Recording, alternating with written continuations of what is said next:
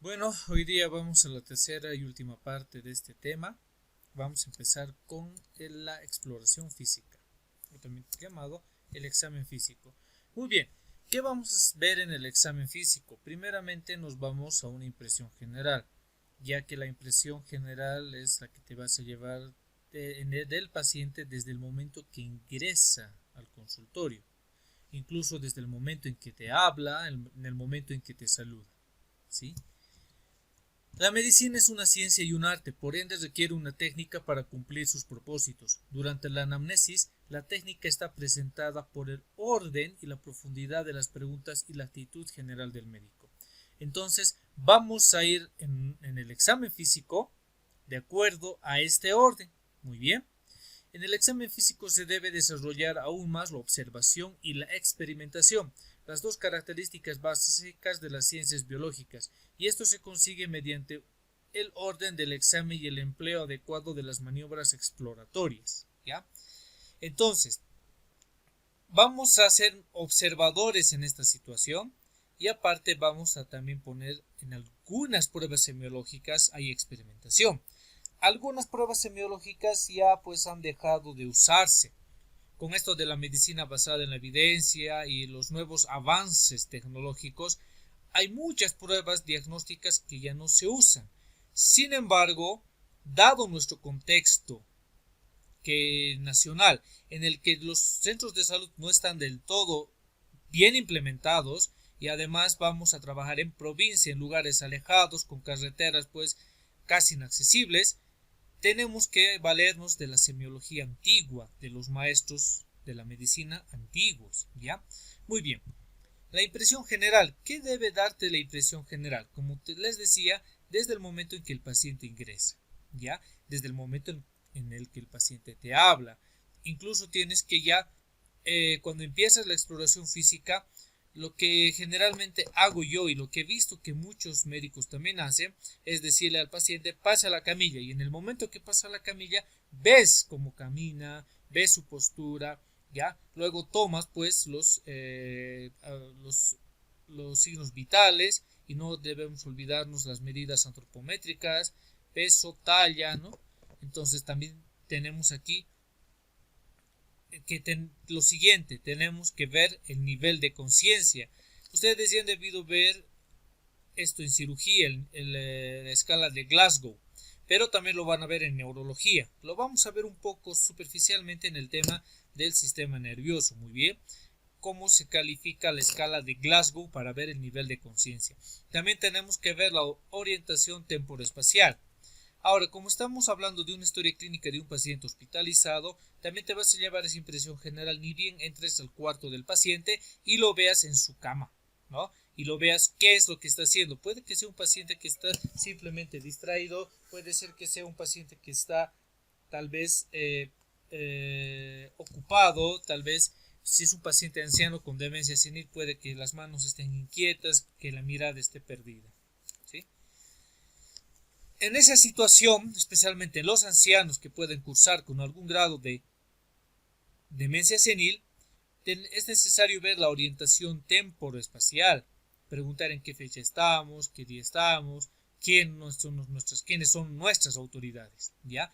La actitud o postura, esto va a ser muy importante para ver cómo está la actitud del paciente, ¿no? En qué postura está. Tenemos bien en claro que pues tenemos algunas posturas antiálgicas, como la postura en gatillo, tenemos también la posición maometana, ¿no? Etcétera. El decúbito. ¿En qué decúbito está? Decúbito supino, decúbito prono, decúbito lateral, decúbito ventral. ¿Qué decúbito está adoptando nuestro paciente? ¿Ya? ¿Por qué? Porque a veces también vamos a ver ciertas patologías asociadas con una postura en especial. Bueno, inconscientemente nosotros cuando estamos en la cama pues nos movemos de un lado a otro. Yo que también he estado hospitalizado alguna vez, uno se mueve de un lado a otro buscando la mejor comodidad. Pero cuando tú ves a un paciente, tú que vas a ser interno de medicina, no está de más preguntar al paciente por qué está adoptando esa postura, por qué está en esa situación, ¿ya? Puede ser que diga, no, en este lado respiro mejor. Y si te acuestas del otro lado, preguntarás, y el paciente te responderá, no, no puedo respirar. Ah, puedes estar ante un paciente con un cuadro pulmonar, ¿no? Y a medida que vayas haciendo tus evoluciones diarias, puede que esa postura también vaya modificándose. El hábito constitucional. Pues el hábito constitucional también es de gran importancia. Tenemos a los longilíneos, normolíneos y brevilíneos. Bueno, aquí hay otra denominación llamada endomorfo, mesomorfo y ectomorfo que no lo vamos a usar. Estos términos pues son ya pasados, ¿no? Entonces vamos a usar el longilíneo, normolíneo, brevilíneo, ¿ya? También había otras, el tema del asténico, el pícnico, ¿no? Pero no lo vamos a usar por ahora, ¿ya? Entonces, ¿por qué? Porque ustedes saben que hay patologías asociadas con la obesidad, patologías asociadas con una constitución más longilínea, ¿no? Muy bien. Vamos a ver también las fascies. Miren, me estoy olvidando. Este es el hábito de Chobostek, en el cual es un paciente sumamente delgado, pero miren el vientre cómo está después hinchado y se nota incluso la circulación colateral, propio de pacientes cirróticos, ¿ya? Muy bien. Vamos a entrar también al estudio de las fascies. Vamos a ver las diferentes fascies del paciente, ¿ya? Y ustedes saben que dependiendo de la fascies también podemos hacer una aproximación diagnóstica. ¿Qué tal una fascies de luna llena? ¿Qué tal una fascies urémica?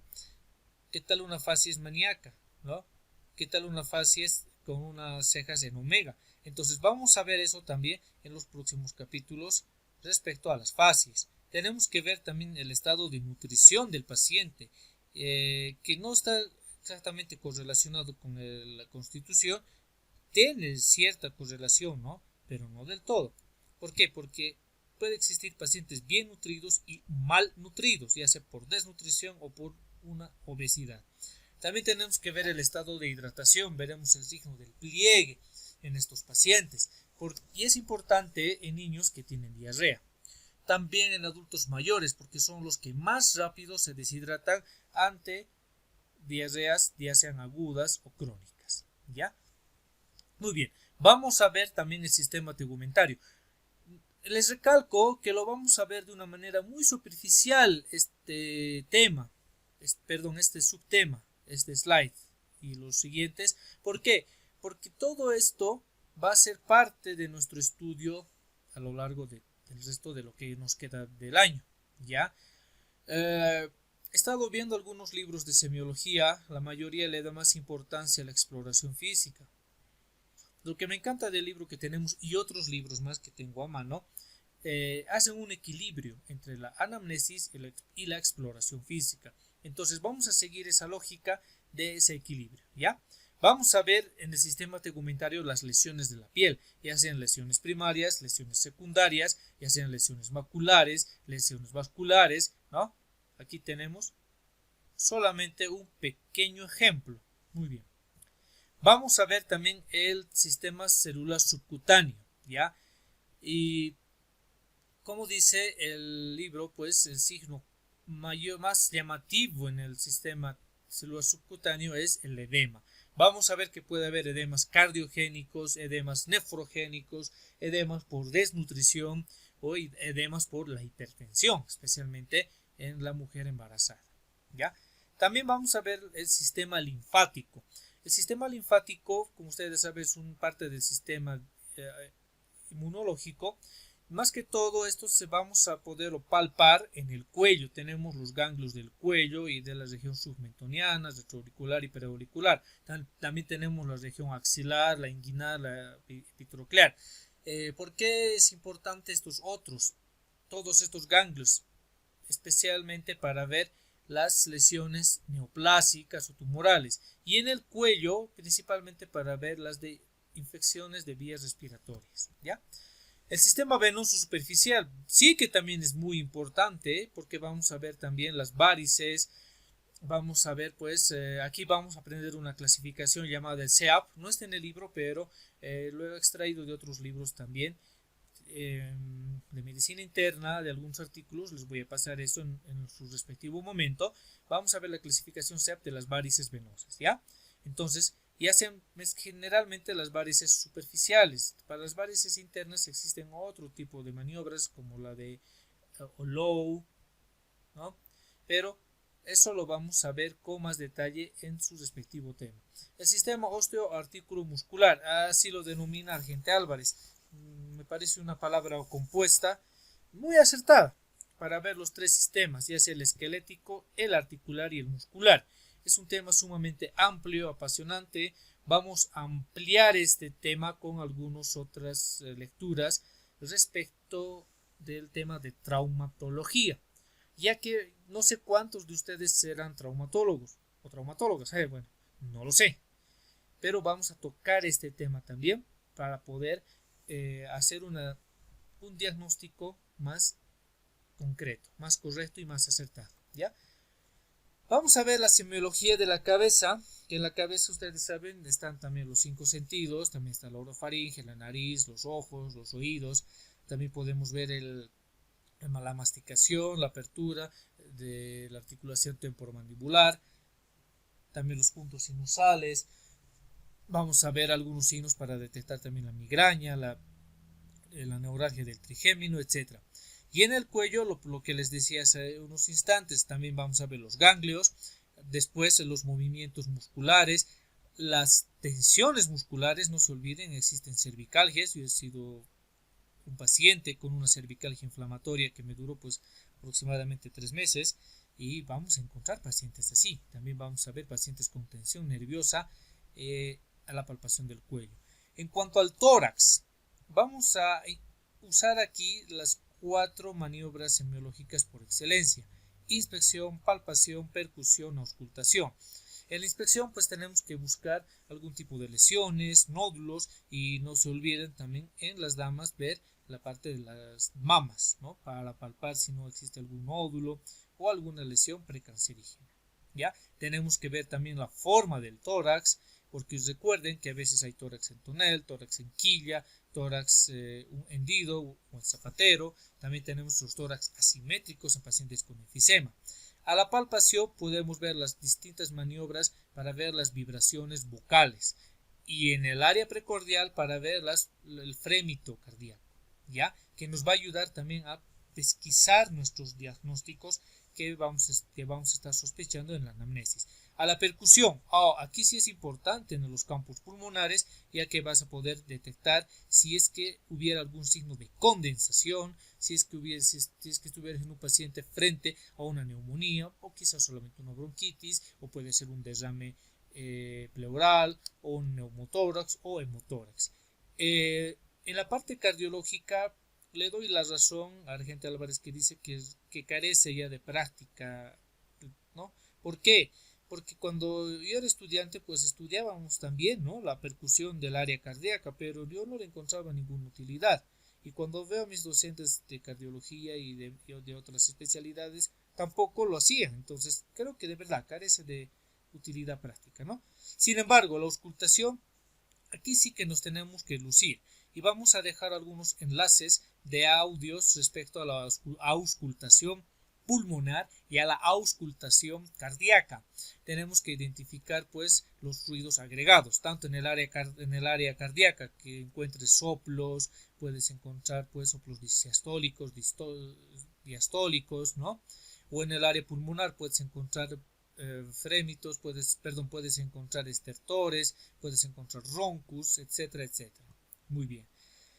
Lo propio, vamos a ir al aparato circulatorio, bueno, también nos vamos a ir al área cardíaca y también a los pulsos. A veces lo dejamos de lado los pulsos, pensamos que es solamente tarea de enfermería, lo cual no es cierto. También existe un acrónimo llamado el AFRA-TIPS, que vamos a desglosarlo con todo lujo de detalles, el AFRA-TIPS, para poder ver las características de los pulsos, ya sean radiales, ya sean inguinales, ya sean popliteos, pedios o carotídeos, ¿no? Incluso en algunas personas delgadas vamos a ver los pulsos abdominales, ¿sí? Muy bien, en el abdomen saben que es una caja de Pandora, porque no solamente está el aparato digestivo, sino también el aparato genital, y en las mujeres el aparato genital interno, ¿no? También el aparato urinario, desde los riñones y los puntos renoureterales, ¿sí? Entonces aquí en la inspección también tenemos que ver si no hay cicatrices. Generalmente podemos encontrar alguna cicatriz producto de una operación. Y eso ya ustedes han visto en técnica quirúrgica los diferentes cortes en la cirugía de abdomen. Entonces vamos a describir, ¿no? La técnica de Maruni, de Van Steel, las paramedianas, umbilicales, etcétera, etcétera. Muy bien. A la palpación. Bueno, en el abdomen vamos a invertir el orden. Vamos a primeramente hacer la auscultación antes, ¿no? Para evitar mover los intestinos y ocasionar ruidos hidroaéreos ficticios, ¿ya? Entonces, vamos a ir a la auscultación por los cuadrantes abdominales para ver los ruidos hidroaéreos o ruidos agregados que puede haber aquí. A la palpación, ahora sí nos vamos a la palpación, si no hay masas, si no hay puntos dolorosos, vamos a empezar con la mano de escultor de Merlon, ¿no? Entonces, todo aquí, ¿ya? Y a la percusión vamos a ver las áreas de timpanismo y las áreas de hipersonoridad y las áreas de matidez como en el hígado. Muy bien. El aparato urogenital o propio, vamos a ver los puntos renoureterales, tanto anteriores como posteriores, en la región lumbar, el signo de Giordano, o sea, la percusión. Y en el sistema nervioso tenemos que ver la integridad de los pares craneales. Muy bien. También, si no hay algún tipo de temblores, si no hay algún tipo de tics, la sensibilidad superficial, la sensibilidad profunda, vamos a ver también algunas maniobras al respecto. Antes de pasar al siguiente slide, disculpen, quiero ser claro y enfático. Lo he dicho de manera muy rápida. ¿Por qué? Porque esto lo vamos a ver en detalle en sus respectivos capítulos. Pero hay definiciones en el libro que ustedes deben aprenderse de memoria. No lo he colocado aquí en el slide porque quiero que lean. ¿Qué es hipopnea? ¿Qué es bradipnea? ¿Qué es taquipnea? ¿Qué es batipnea? ¿Qué es la fase de Cushy? ¿Qué es la maniobra de Merlo? Son cositas que están en este capítulo. No lo voy a sacar de otro capítulo, ¿ya? Van a entrar al examen, ¿sí? Muy bien. Entonces pasemos al siguiente slide.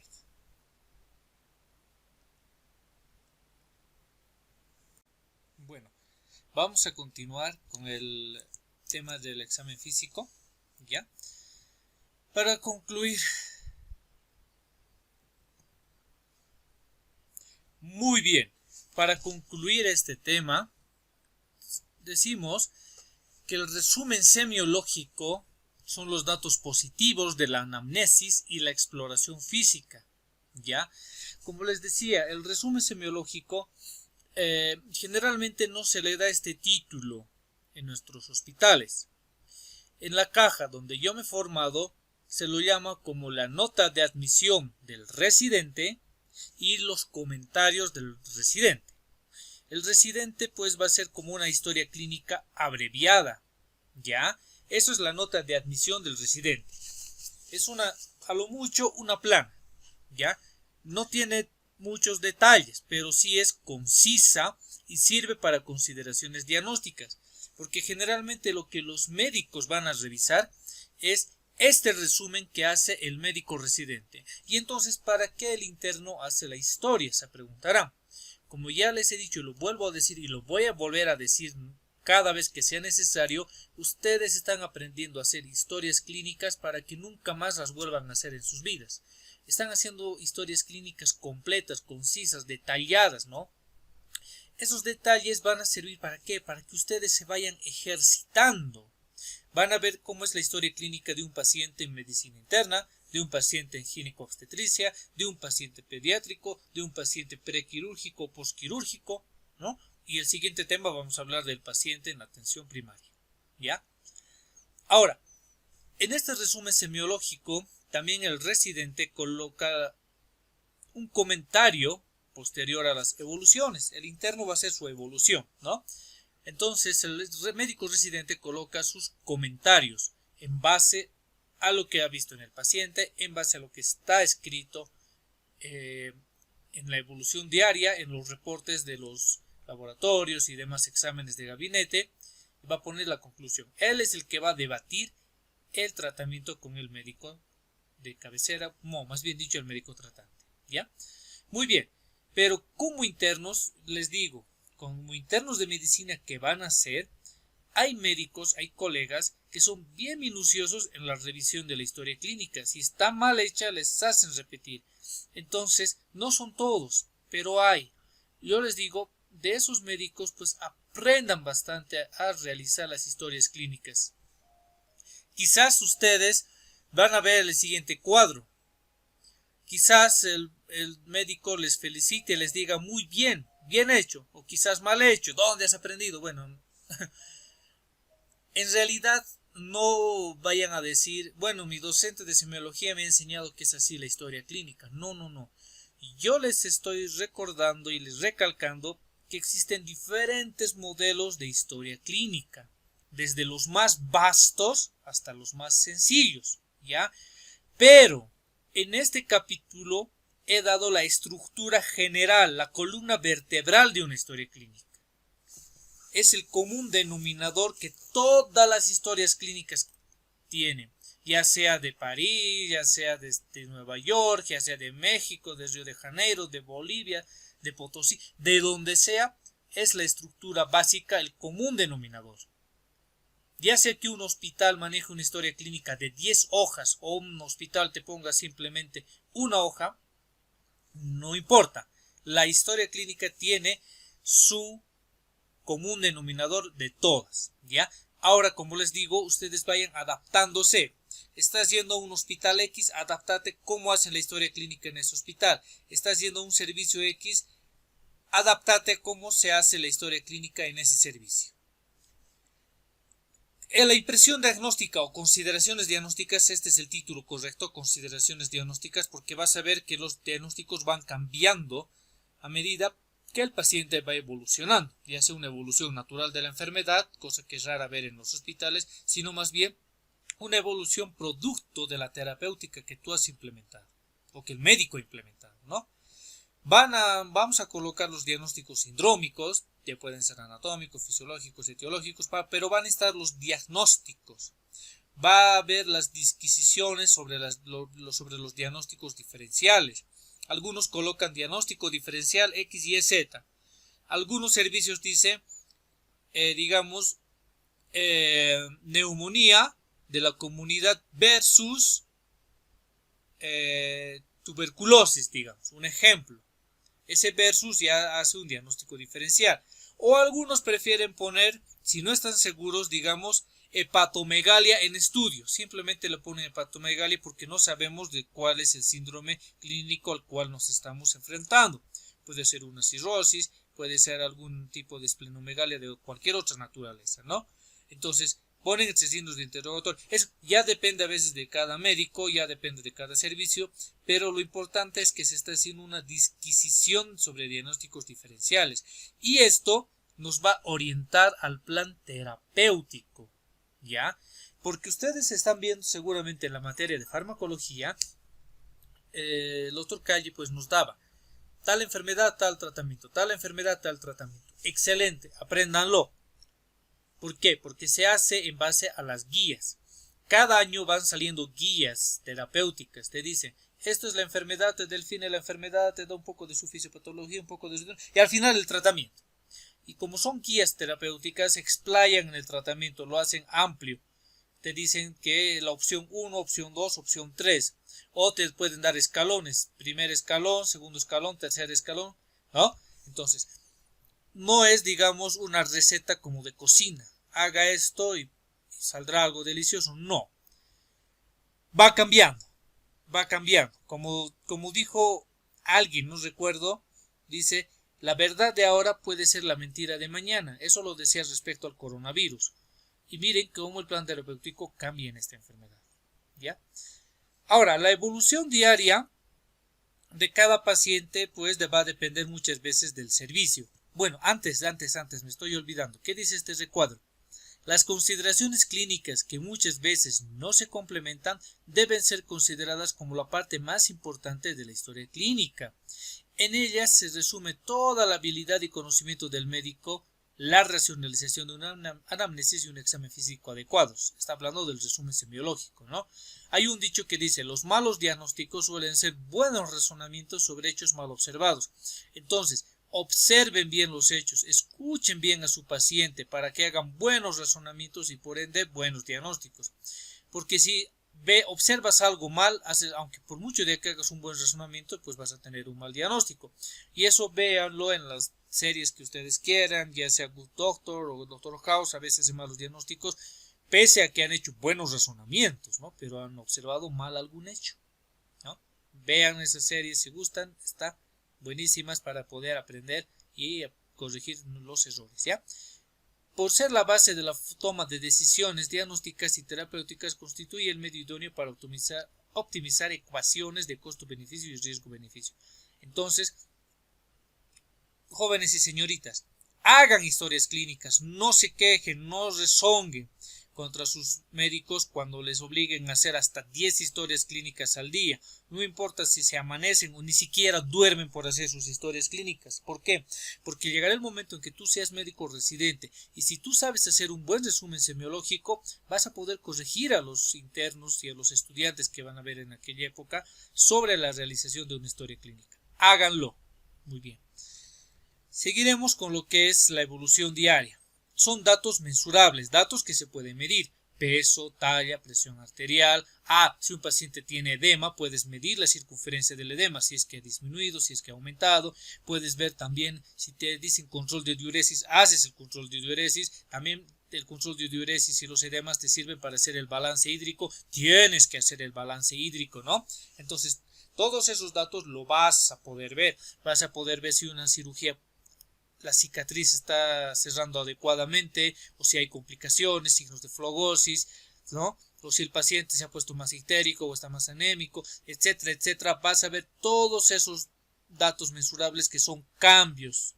Pueden ser que sean cambios favorables, una evolución favorable, o cambios no favorables, una evolución no favorable, ¿no? Si es favorable, pues adelante seguiremos con la misma terapéutica hasta que el paciente sea dado de alta. Sin embargo, si es no favorable, podemos cambiar la terapéutica, pero el paciente no debe irse, ¿no? Ahora, los resultados de exámenes complementarios. Ahora, aquí hay algo interesante. Al menos yo en el hospital donde me he formado, los docentes exigían que los exámenes complementarios lo plasmes en la historia clínica. ¿Por qué? Porque puede existir el peligro de que se pierda el laboratorio. Puede pasar. Ha pasado. No es frecuente, pero por lo menos una vez al año pasó. Sin embargo, es otro ejercicio para que vos vayas copiando y vayas conociendo a tu paciente. Cuando hagan las visitas médicas, hay docentes muy estrictos, ¿no? Y te dicen, para tal paciente, ¿qué tiene su laboratorio? Pam, pam, pam. Y a veces a estos docentes estrictos no hay cómo engañarlos, porque ellos ya se lo han leído la historia clínica y ya saben los laboratorios que tiene el paciente. Tienen una memoria extraordinaria y te pueden castigar o reñir si es que te has equivocado. Uno de aquellos docentes me comentó lo siguiente, me decía, cuando yo era interno, residente más bien dicho, les comento del doctor Castro Marín, el pediatra, ya me acordé. Él decía que un solo residente estaba a cargo de todo un ala, donde había casi 22 camas, ¿no? Tenías que saber todo de esos pacientes, sus laboratorios, rayos X, tomografía, etcétera, lo que tengas y las evoluciones de memoria. Al momento de la visita médica tenías que recitar todo lo del paciente. Bien, ¿no? Otro detalle, me estoy acordando del doctor Beizaga, era mi docente de cirugía. Él decía que cuando entraba a quirófano, cuando era R1, generalmente a veces de R1 los primeros meses no operan, pero siempre lo obligaban a hacer los protocolos quirúrgicos. Él se quejó y dice, pero ¿cómo voy a hacer un protocolo quirúrgico de operaciones que ni siquiera yo he hecho? Y el cirujano simplemente le dice, mira, yo he hecho esta operación, estas técnicas, estas maniobras, averigua de qué se trata. Y él decía que tenía que ir a leer los libros de técnica quirúrgica y resumir todo en su cabeza y plasmarlo, ¿no? En la hoja de la operación, en la hoja quirúrgica, ¿no? Tenías que pues operar, anotar todo eso, ¿ya? Entonces de esa manera dijo que podía aprenderse de memoria todas las técnicas quirúrgicas. y poder para lo futuro desarrollarlas, poder aprenderlas y poder, ¿por qué no?, hasta mejorarlas, ¿ya? Ahora, otro ejemplo que les daba es también el hecho de que yo tenía un docente, el doctor de pediatría. Este doctor, pues, le daban, cuando era residente de primer año, le daban la penosa tarea de poder llenar las epicrisis de pacientes que ni siquiera había visto, pacientes que ni siquiera él había atendido. Entonces, aprendió a poder hacer epicrisis. Enseguida vamos a ver de qué se trata una epicrisis. También en la evolución diaria tienes que anotar, o bueno, van anotadas los informes de las interconsultas, los médicos interconsultantes, ¿no? Porque puedes pedir una interconsulta con médicos de algún otro servicio, ¿ya? Informes de tratamiento, si es que ha mejorado o no ha mejorado. La evolución general de la signo-sintomatología de tu paciente. En cuanto a la epicrisis, es una hoja para el alta, o a veces cuando un paciente fallece. Este es un pequeño modelo de epicrisis que es de un hospital, si no me equivoco, este escudo es de Ecuador, ¿no? Sin embargo, cada hospital tiene su propia hoja de epicrisis, ¿ya? De la caja es mucho más detallado, me hubiera gustado escanearlo, pero no lo tengo a mano. Además, tal vez tendría que haber pedido autorización. Entonces, cada hospital tiene su propia hoja de epicrisis. Ahora, nuevamente les digo, si el médico de planta, el jefe médico o el médico tratante les dice, haz la epicrisis, no rezongues, tú hazlo, ¿ya? Porque de esta manera vas a ver cómo concluye la enfermedad de cada paciente. Con la historia anterior que les conté de mi docente de pediatría, pues me di yo la molestia en algún momento, cuando era interno, de revisar las epicrisis.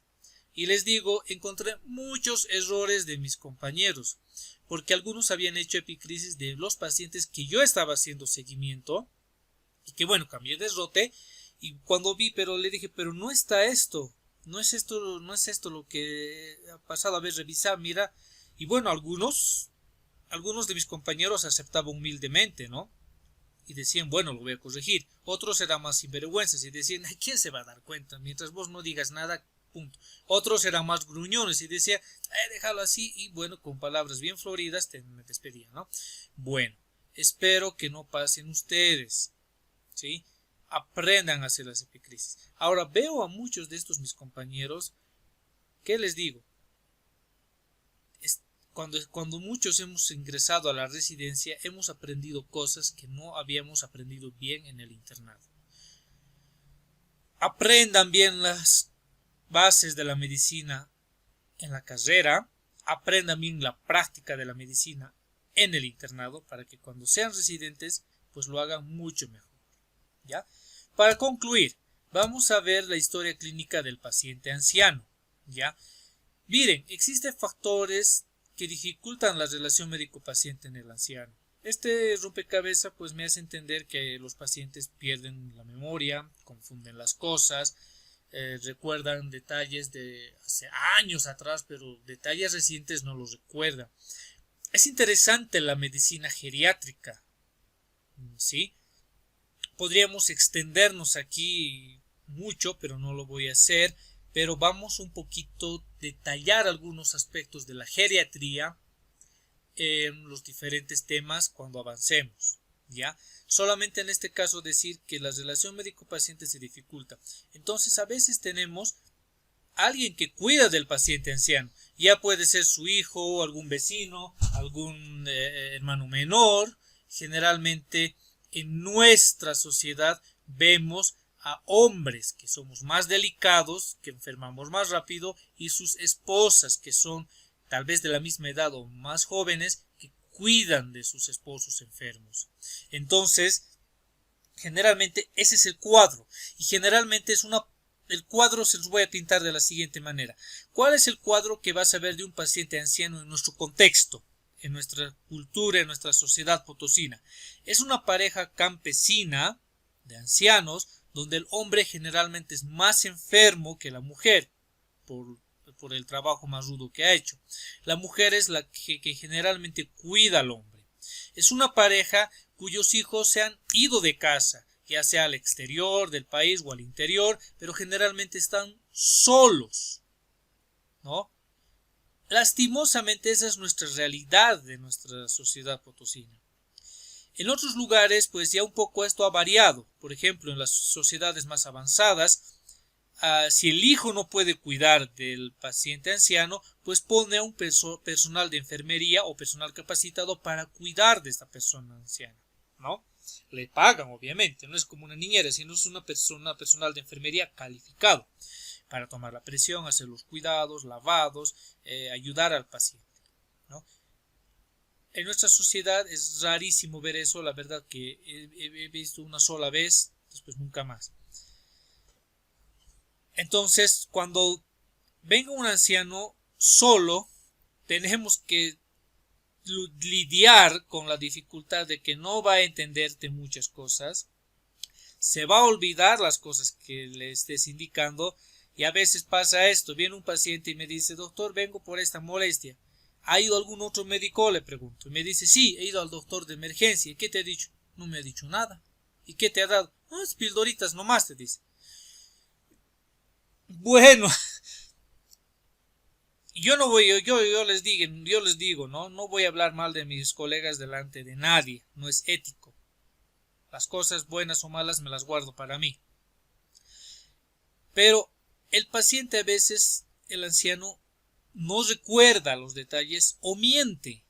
Yo lo he verificado muchas veces porque he hablado con muchos colegas y les digo, mira, tal paciente había ido a tu consultorio y no le has dicho nada. Y me dicen, no, pero yo le he dicho esto lo he explicado. Y al revés. Yo a veces me tardo media hora con un paciente, le explico hasta con chuis más bien dicho, le explico hasta 10 veces y va a su zona y el médico de su zona viene y me dice, ¿por qué no le has explicado eso al paciente? Mira, no había tomado su tratamiento, pero le he explicado, hasta la hojita le he dado, está en su carnet de la caja y dice, aquí está indicado. Recién, ¿no? Creo que el paciente aquí trataba de hacernos pelear. Bueno, ¿será su intención hacernos pelear? No lo sé, pero lo que sí sé es que olvidan, confunden, mezclan la situación, ¿ya? Y otro detalle, hay un refrán que dice genio y figura hasta la sepultura, tienen sus mañas. Había un paciente que estaba hospitalizado y que era por la hipertensión arterial. Y bueno, le han dado hasta 3 medicamentos, hasta 3 antihipertensivos y la presión no bajaba. Y el médico tratante, pues en el hospital, llamaba la atención a sus internos y al residente. ¿Qué pasa? No baja la presión, ¿qué están haciendo? Pero resulta que este paciente era un mañoso. Tenía sal y ponía la sal exageradamente a la comida que le daban en el hospital, una comida sin sal, ¿no? Pero él le ponía exagerada sal. Y luego se salía al patio o un lugar donde nadie lo veía a fumar, hasta que alguien le llamaba la atención, se volvía a su cuarto, volvía a salir, no había nadie y volvía a fumar. Mañositos, ¿no? Pero bueno, tenemos que lidiar a veces con ese tipo de pacientes, ¿no? Entonces, no nos extenderemos más en este apartado y terminaremos con este recuadro que dice que la historia clínica nos está recordando un resumen de todo el tema. No debe ser un simple registro estático, sino transformarse en un instrumento dinámico, estructurado, creativo, orientado a los problemas del enfermo. Entonces la historia clínica va cambiando, va evolucionando, va modificándose. Tú puedes ver cómo un paciente ha mejorado o ha desmejorado. Tiene que ser concisa, convincente, completa, no difusa, superficial y fragmentaria. Entonces, tienes que hacer una buena historia clínica. Yo les digo que cuando era interno, o más bien dicho, estudiante, yo estaba emocionado, ¿no? Les conté esa historia de ver historias clínicas y qué pasa, me lleva a la decepción que veo que a veces ni entendía la letra y veía cosas que a veces eran repetitivas. Paciente en decúbito dorsal activo, cabeza sin particularidad, cardiopulmonar estable, abdomen sin particularidad, extremidades, tonotrofismo conservado. Y dije, ¿esto es una historia clínica? Pues no. Yo les digo que aprendí a hacer historias clínicas con el doctor Fernando Acebey, que es docente del otro paralelo, cuando él todavía era residente y yo era un estudiante. He aprendido a hacer historias clínicas con muchos de mis docentes. La doctora Caballero, Nilda Caballero, que nos enseñaba a hacer las disquisiciones diagnósticas. El doctor Roger Tirao, que era mi docente de pediatría, que nos enseñaba pues a correlacionar la fisiopatología, la semiología y la clínica y la terapéutica. Ya les comenté mi experiencia con el doctor Castro Marín, otro pediatra, que era súper exigente y se las sabía de todas, ni cómo engañar a ese doctor, y así. Muchos doctores, podría citarles una lista larga de mis docentes con los cuales aprendí bastante. Entonces, mi sugerencia y mi recomendación, aprendan las buenas cosas que vas a ver en tu docente, pero como somos seres humanos también tenemos una parte negativa, con defectos. Eso no lo aprendas, mejor olvidar. La historia clínica debe servir al médico experimentado, pero también ser inteligible para el estudiante, lo que les decía. El médico experimentado va a ver y lo va, pues, a dar un buen uso a la historia clínica, pero también tiene que servir al estudiante. Ustedes, ahorita que son estudiantes, van a ver historias clínicas. Cuando sean internos, hagan que la historia clínica sirva a los estudiantes. Ahora que yo soy médico especialista en medicina familiar, también tengo que hacer que cuando ustedes revisen mis historias, pues también les sirvan para ustedes, ¿no? Claro, todos cometemos errores, a veces por la prisa omitimos datos, o a veces por el no conocimiento de algunas cosas también. Por eso ahí está el detalle. Aprendan y sigan leyendo, ¿ya? La historia clínica debe permitir la libertad de expresión a los médicos más perceptivos y a la vez cumplir una forma y un orden para evitar una personalización del registro a un punto tal que la subjetividad impida la comunicación. ¿Qué quiere decir con esto? Que cada uno tiene su manera de escribir, cada uno tiene su estilo, pero a veces da el detalle. Yo veo una historia clínica, veo la firma y el sello del médico y digo, ya sé cómo escribe este. Médico X, ya sé cómo escribe, así que no vale la pena leer. Pero veo la firma y sello del médico Y, este sí sabe hacer historias clínicas, de este sí voy a leer sus notas, ¿no? Quiérase o no, nos pasa a todos los médicos. Por lo tanto, mi recomendación que cuando hagas tu historia clínica diga, miren, el interno tal o la interna tal hace buenas historias clínicas, vamos a revisar, a este no se le va ningún detalle en cuanto habla con el paciente, cuando hace su anamnesis y exploración física. Ojalá puedan decir eso de ustedes. La historia clínica debe servir al paciente tanto como al médico. En consecuencia, tiene que ser igualmente inteligible para todos los médicos, lo que les decía, ¿no? Debe expresar completa y honestamente las muchas variables y complejidades que rodean toda decisión y representar fielmente los hechos, de modo que los errores puedan ser detectados y puedan tomarse las medidas correctivas apropiadas. Ahora, hay otro detalle. Cuando se hace auditoría médica, pues existen las medidas correctivas y las medidas punitivas, ¿ya? Las medidas correctivas las hacen nuestras autoridades, hacen auditoría y te indican, mire, te pueden citar y decir, doctor, mire, hemos revisado su historia clínica y hay un dato que no queda claro. ¿Podría explicarnos? Y puede que el médico, el jefe, esté en compañía de un perito, o puede que él mismo sea el perito, y te haga las diferentes cuestiones y te recomiende y diga, mire, doctor, hay un error, por favor, corríjalo, puede hacerlo de esta manera. No se ofendan si esto va a pasar. Pero lastimosamente en nuestra sociedad lo que pasa, y espero que con ustedes termine este mal hábito, no todos los médicos mayores los tienen, solo algunos, pero es un mal hábito horrendo. Dicen, agarran la historia clínica y dicen, mira lo que hace, y empiezan a comentar, el doctor XY, así sus historias, terribles sus historias. ¿Has visto la historia del otro? No. De este otro, peor todavía, ni qué decir. Empiezan a comentar entre ellos, ¿no? Miren, en el policlínico, en mi zona donde trabajo, me llegan pacientes de todas las zonas. Todos los comentarios respecto a las historias clínicas y cómo las realizan mis colegas es solamente para mí. No va a salir de mí. ¿Ya? Sin embargo, quiero hacer esto. Tengo colegas que saben hacer excelentes historias clínicas. Quiero copiar, imitar su estilo o mejorarlo si es posible. Hay colegas que hacen cualquier cosa menos historia clínica. Prefiero omitirlo, obviarlo, olvidarme y no tomar en cuenta esos detalles. Y mucho menos criticar y que me sirva de lisonja y decir yo soy mejor que esta persona. No. Eso jamás debería suceder. y espero que ese mal hábito termine con ustedes. Por eso les digo que ustedes sean una nueva generación de médicos que hagan las cosas para bien y no para mal. Por último, la historia clínica debe ser la extensión natural del adiestramiento en ciencias básicas del médico. En resumen, debe constituir un manuscrito científico, lo que les vengo recalcando de principio a fin. Estudien, estudien y estudien, y que no sean rezongones ni quejumbrosos cuando tengan que hacer historias clínicas ni tengan que dormir, aunque 3 días sin dormir, pero la cuestión es que aprendan, hagan y a la larga les sirva para su futuro profesional. Muy bien. Nuevamente quiero recalcar lo que habíamos visto hace un instante. Decía, los malos diagnósticos suelen ser buenos razonamientos sobre hechos mal observados. Jóvenes y señoritas, todos cometemos errores. Lastimosamente los errores del médico las pagan otras personas. A veces también nos afecta a nosotros. Pero, en resumen, ustedes aprendan y den lo mejor de sí mismos para hacer bien las cosas en beneficio del paciente.